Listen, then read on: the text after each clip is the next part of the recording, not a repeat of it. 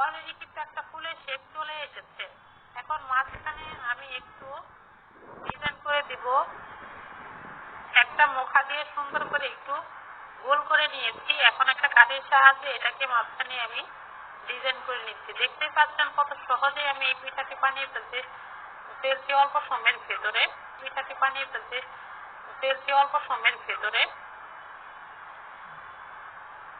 হয়ে গেল সুন্দর আরেকটি ফুলের ডিজাইন। দেখতেও